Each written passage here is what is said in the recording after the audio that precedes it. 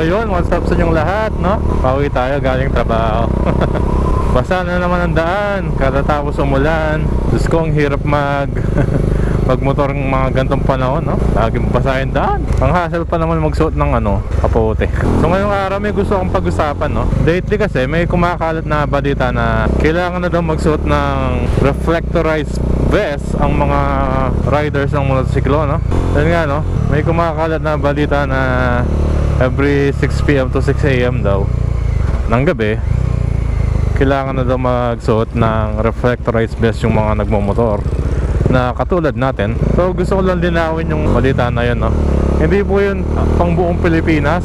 Ang batas na yun is na-approve and sinusunod ngayon sa Pangasinan. So hindi po sa buong Pilipinas. And wala pa naman na balita na nire-require ang buong Pilipinas na magsuot ng reflectorized vest sa mga nagmomotor. So pag pupunta po kayo ng Pangasinan and mapapagabi kayo between 6 PM to 6 AM required po magsuot ng vest. So ulitin ko, hindi po sa buong Pilipinas yun. Kasi may mga gumagawa ng video ngayon, no? Hindi ko na sasabihin kung sino. Sinasabi nila na required na daw lahat sa buong Pilipinas. Na traffic light pa nga.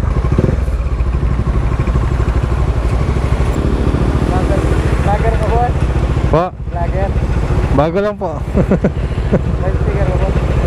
Wala pa. Wala pa. Next time. Anong fix mo po?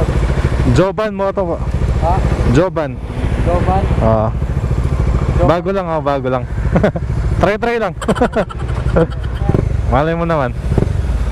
Ingat boss. Tinanong kung vlogger daw tayo.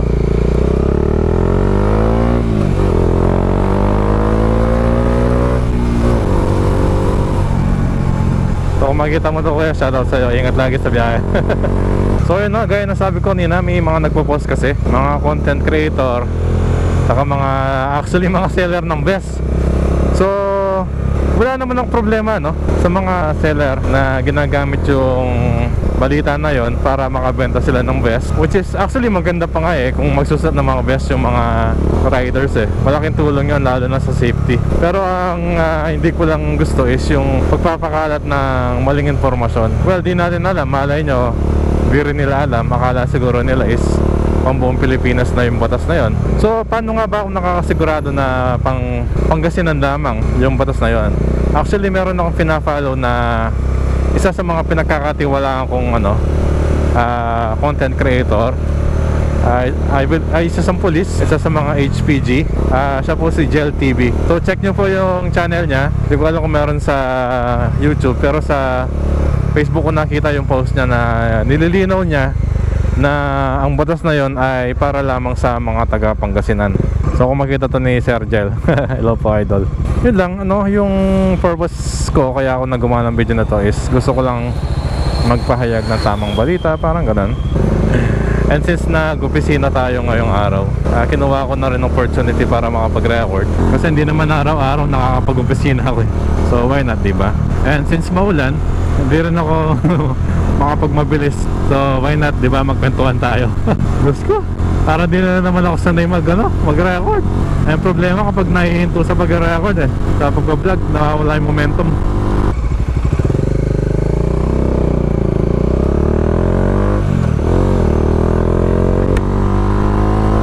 Gusto ko rin pala mag-update, no? Kasi di ko alam kung may mga nakakaalala dyan. Nagsabi kasi ako ng gagawa ko ng 7 months review ng motor. Pero dahil sa panahon, sobrang hirap magmaneho at mag-record ng video, ay pupush ko na sa 1 year. Parang mas reasonable yun.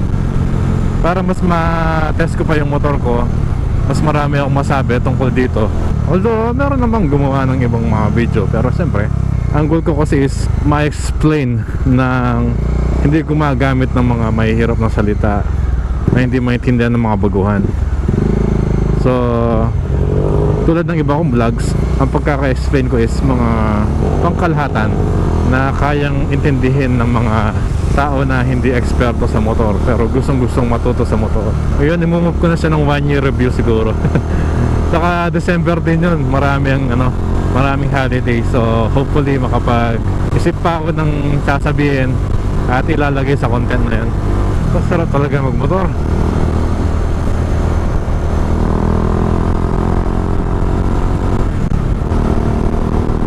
Saka sakto no, kakatapos lang ng ulan. Saktong out ko. Hindi rin ako agad lumabas ng opisina kasi medyo maambon pa kanina. Pero thank God naman nawala na yung ulan. So yun sa last vlog ko pala, ano lang yung sound check. Pinarinig ko lang kung ano yung tunog ng Acropovic M1 sa Dominar 400 UG2 gamit yung dati kong helmet and dating microphone, which is mas rinig yung tunog ng tambucho.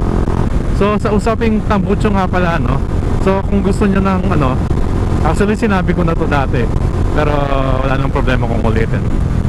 Kung nagbabala kayong magkabit ng aftermarket type and hindi nyo pa alam kung anong pipe ang gusto nyo, so pag gusto nyo ng bilog, yung basic at medyo may lutong, long canister ang kailangan mong piliin.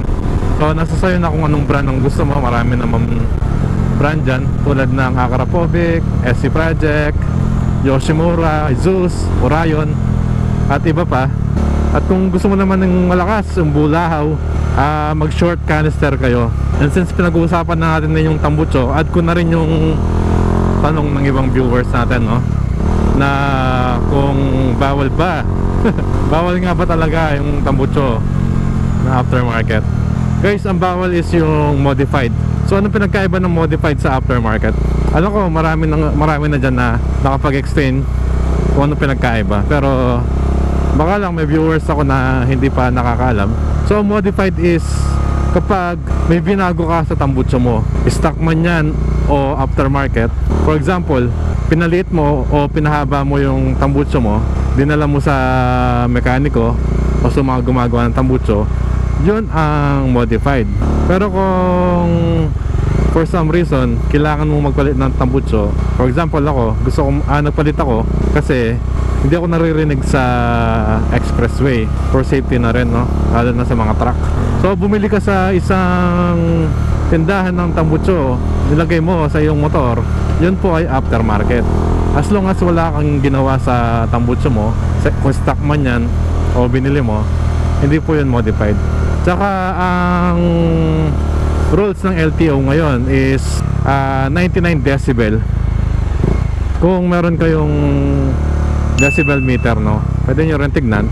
99 po ang pasado sa LTO na merong RPM na 2,000 to 2,500 and dapat 45 degrees angle yung tutok sa tambucho.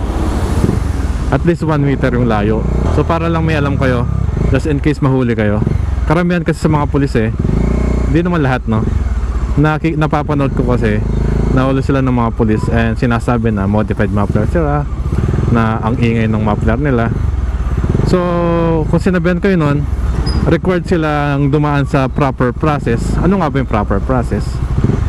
Dapat meron silang decibel meter and dapat i-rev lang nila yung motor mo ng 2,500 RPM na may layo na 1 metro and 45 degrees angle. Yun ang proper. Okay, touchdown Mabalacat Gate, no? Dito ko na rin tatapusin ang vlog. So maraming salamat sa mga nanood at tumapos ng video, lalo na sa mga patuloy na sumusuporta. So kung bago ka lang, nakita mo yung video ko and nagustuhan mo, please like and subscribe sa aking YouTube. And meron din akong Facebook, pwede ka mag-follow doon. So ayun, maraming salamat sa lahat. Laging tandaan na mag-iingat sa daan, maging alerto at habaan palagi ang pasensya. Ako ulit si Jovan Moto. Hanggang sa susunod na video. Jovan out. Peace.